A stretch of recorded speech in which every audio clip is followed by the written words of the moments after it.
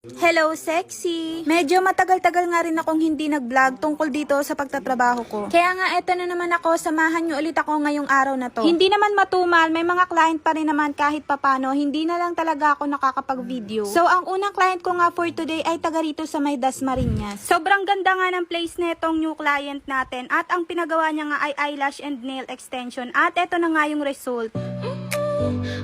Mag-aalauna na nga ng tanghali nung natapos ako dito. After nga dito ay bumiyahe na nga rin agad kami ni Mr. At dahil nga malapit lang dito yung sementeryo kung nasan nga yung biyanan ko, ay dumaan na nga rin kami dito saglit para magtirik ng kandila. Hindi nga rin kami nagtagal at bumiyahe na nga rin kami uli. Gutom na nga rin kami ni Mr. kasi nga hindi pa kami nagtanghalian, kaya naman kumain na muna kami saglit. After namin kumain ay bumiyahe na nga rin kami pa uwi kasi nga may client pa ako na pupunta sa bahay. Tatlo nga sana tong walk-in ko for today kaso nga lang ginawan ko na yung isa kagabi. Kutob ko nga kasi ay kakapusin talaga ako ng oras kaya naman pinapunta ko na siya kagabi para gawan. At eto na nga yung nails na pinagawa ni Baguette. Anyways, balik na pala tayo sa mga kaganapan ngayong araw na to. Pagka-uwi nga namin ng bahay, nagpahinga nga lang ako saglit at nagbihis. Tapos inayos ko na nga rin agad yung mga gagamitin ko para sa next client. After ko nga mag-set up ng gagamitin, pinapunta ko na nga rin to si client na kamukha ni Ilyes Morena. Pagkarating nga neto ni ma'am dito sa bahay, ay ginawan ko na nga rin agad siya ng nail extension. New client pala itong si ma'am at taga rito lang din naman siya sa kabilang subdivision. At eto na nga ang result ng kanyang nail extension. May last client pa nga sana ako na magwo-walk-in, kaso nga hindi na nag-reply si Baguettes, baka na busy na. Bago ko nga i-cut itong video natin, ay ipapasilip ko nga sa inyo saglit itong mga baby fish. Hindi nga sila masyado makita kasi nga sobrang liliit talaga nila, pero kung bibilangin nga sila ay napakarami din talaga. What if ipamigay ko sila kapag mga nabuhay sila? At hanggang dito na nga lang muna ang video natin for today. Salamat!